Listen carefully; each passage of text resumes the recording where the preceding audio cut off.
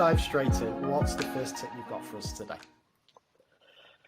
Well, my first tip is that we should all be focusing on doing fewer things in greater depth. I like it. Tell me more about this. Well, I think that as a sector, we're inclined to add more and more to our schedules, to our curriculum, to our resources. And the reason for that is because we are a very dedicated, diligent group of professionals who want the best for our pupils and students. And what I'm arguing is that we need to be morocondoing what we're doing, stripping it back to the things that are really adding value.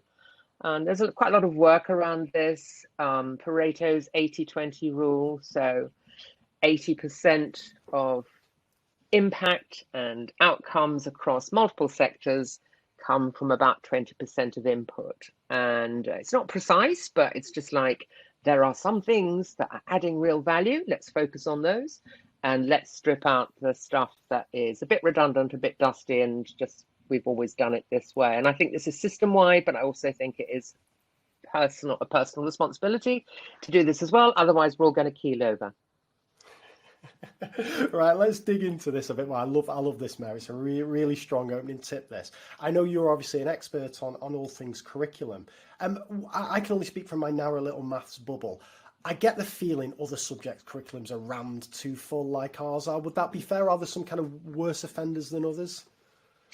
Yeah, so I mean, there's a lot in the national curriculum for English and maths, and that's understandable because those are kind of foundational for, a successful life in all sorts of measures, not just financially, but in terms of being able to grapple with the world on all sorts of measures. Beyond that, apart from history, which has got a lot in it, and that's because Michael Gove got his mitts on it, the rest of the national curriculum is actually manageable, in my view. And where we think there is too much, there are some things we can do to make sure that what we are teaching children has the greatest impact. And so that's why we have to be very intentional about what it is we're planning to teach to make sure that it has the greatest impact. So that comes back to fewer things in greater depth as well. But my view is there is a lot to be addressed.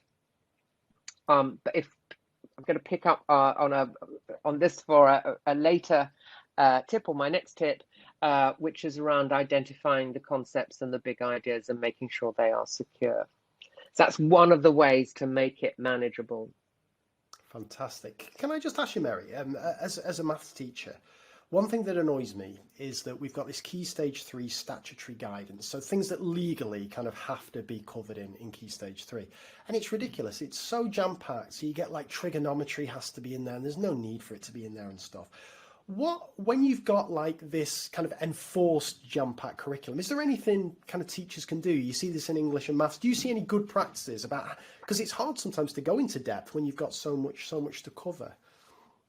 Right, so Dylan Williams really good on this, and he talks about we need to look at it through the lens of what do our pupils and students need to know. So, at a very basic level, things like supertizing, absolutely having number bonds and times tables completely under their belt.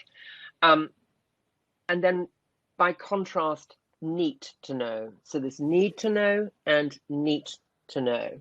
And so he would put in that neat to know, Roman numerals. And the benchmark for deciding whether it's need to know as opposed to neat to know is asking ourselves, is this fundamental for pupils' future learning and their future success in life? And so we need to focus on those. And the rest is kind of neat to know. So nobody's going to die if they're not taught about the Roman numerals, for instance. And so, yeah, then there is a lot in the English and the maths and also the science, but then they also have more time as well in timetabling generally. That's true. That's true. The other thing I see, I've got tons to ask you about this actually, Mary. Everything you say is just opening up a load more questions here.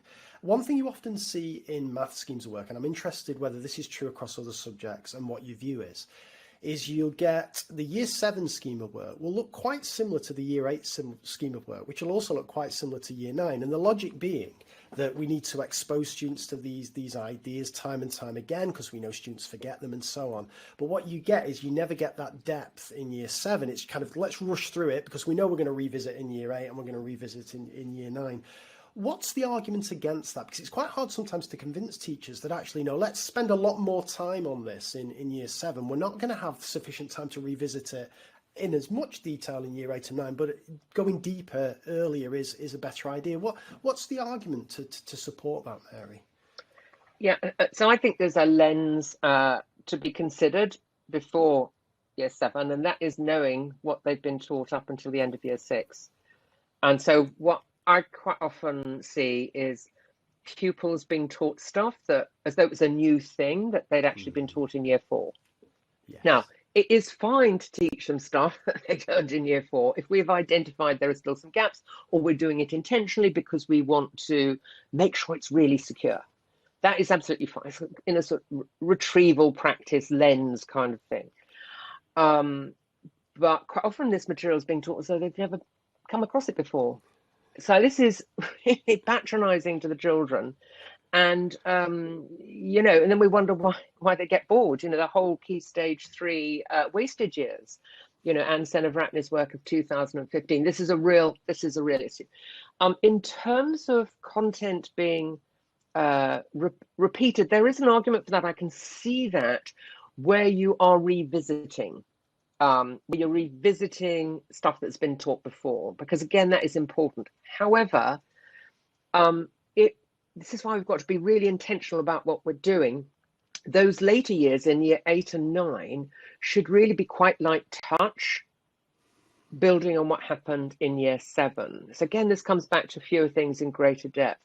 Let's get this really secure in year 7 so that when they're in 8 and 9, it's not just being skimmed like it was in year 7. It's actually just revisiting to consolidate as opposed to reteaching because they hadn't got it properly the first time. So I think there's a subtle but important distinction there. That makes perfect sense. Just 2 others on this tip, Mary. We've obviously talked about curriculum.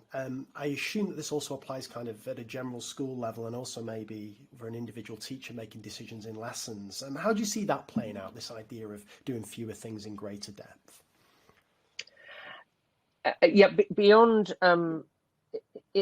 us as individuals, I think that there's quite often across the sector kind of scattergun approach to the bright, shiny new things, some of which might be worthwhile, but not taking the time to really consider whether they're appropriate for this setting and for me as an individual for my classes.